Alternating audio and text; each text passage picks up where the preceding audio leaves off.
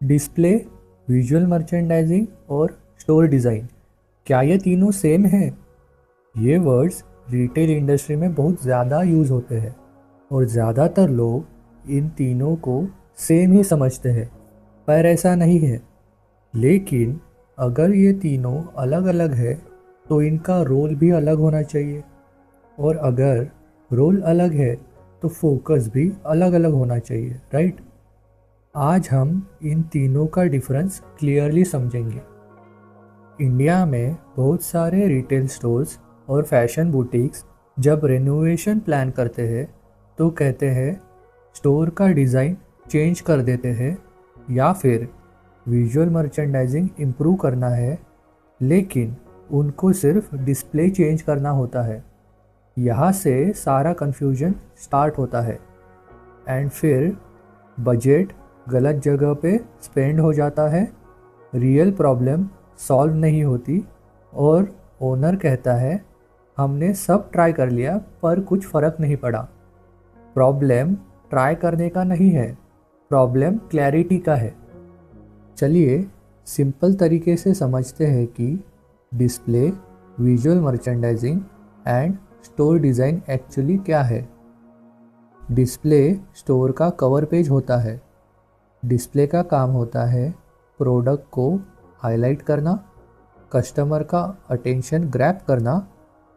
ये हो सकता है मैनिक्विन स्टाइलिंग से, विंडो सेटअप से और ऑफर पोस्टर इम्प्लीमेंटेशन करने से। डिस्प्ले शॉर्ट टर्म अटेंशन के लिए होता है। इसका फोकस होता है कस्टमर को अट्रैक्ट करना by using various methods like mannequin styling, window setup etcetera.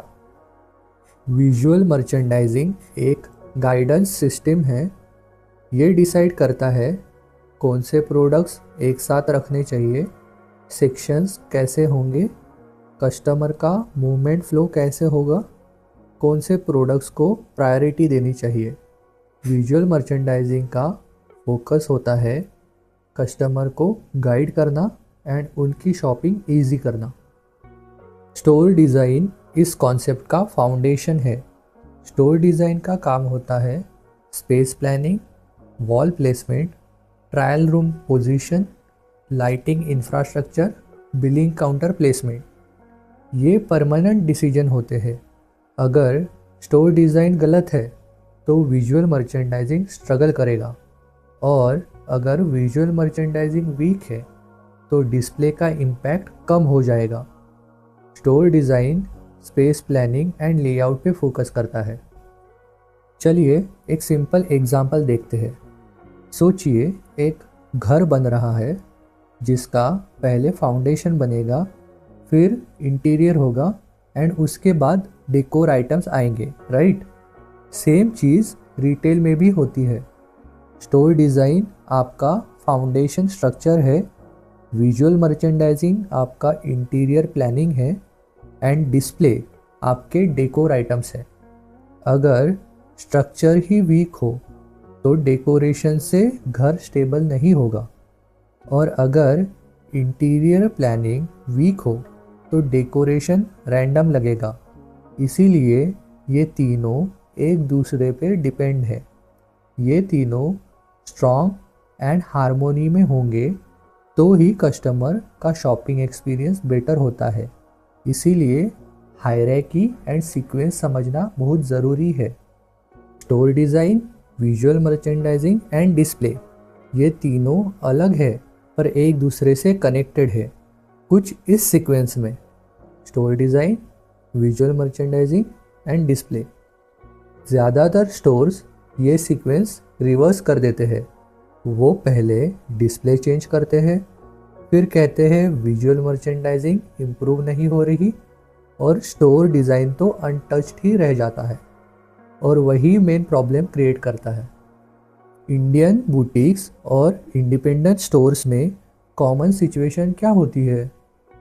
Space limited होती है, बजट लो होता है और रेनोवेशन का एक्सपेंस ज़्यादा होता है। तो हर बार स्टोर का डिज़ाइन चेंज करना पॉसिबल नहीं होता। इस केस में स्टोर का डिज़ाइन फिक्स है, विजुअल मर्चेंडाइजिंग ऑप्टिमाइज किया जा सकता है और डिस्प्ले सीजन वाइज चेंज हो सकता है। ये समझ में आने से आप अपने स्टोर के लिए स्मार्ट डिसीजन ले सकते हो। सबसे कॉमन मिस्टेक क्या है? ओनर कहता है डिस्प्ले चेंज कर दिया फिर भी सेल्स लो है, क्योंकि प्रॉब्लम डिस्प्ले की थी ही नहीं, प्रॉब्लम है क्लियर गाइडेड सिस्टम की। या फिर कभी कभी प्रॉब्लम स्टोर के लेआउट की भी होती है। जब तक रियल प्रॉब्लम आइडेंटिफाई नहीं करोगे तब तक सॉल्यूशन नहीं मिलेगा। आपके स्टोर के लिए कुछ प्रैक्टिकल टिप्स। आप अपना स्टोर ऑब्जर्व करो और ये 3 पॉइंट्स याद रखना। क्या आपके स्टोर में स्पेस प्लानिंग लॉजिकल है? क्या प्रोडक्ट्स की ग्रुपिंग क्लियर है? क्या आपके strong highlighting products clearly visible है? जिस लेवल पर प्रॉब्लम मिले उस लेवल पे काम कीजिए। सब कुछ एक साथ चेंज करना ज़रूरी नहीं है। प्रॉब्लम आइडेंटिफाई करने से सॉल्यूशन ऑटोमेटिक निकलेगा। इस वीडियो को 4 सिंपल पॉइंट्स में याद रखिए। फर्स्ट, डिस्प्ले अटेंशन क्रिएट करता है। सेकंड, विजुअल मर्चेंडाइजिंग गाइड करता है। थर्ड, स्टोर डिज़ाइन स्ट्रक्चर देता है। फोर्थ, तीनों का रोल अलग है लेकिन सीक्वेंस कनेक्टेड है और ये तीनों एक दूसरे पे डिपेंडेंट है। अगर आप सीक्वेंस एंड कनेक्शन समझ गए तो डिसीजन मेकिंग इम्प्रूव हो जाएगी। अगले वीडियो में हम देखेंगे कि कस्टमर की साइकोलॉजी क्या होती है जब वो आपके स्टोर में एंटर करता है। रिटेल को समझने के लिए कस्टमर का व्यू पॉइंट समझना इम्पॉर्टेंट है। अगर आप रिटेल के स्ट्रेटजीज समझना चाहते हो तो retail craft studio is the channel for you.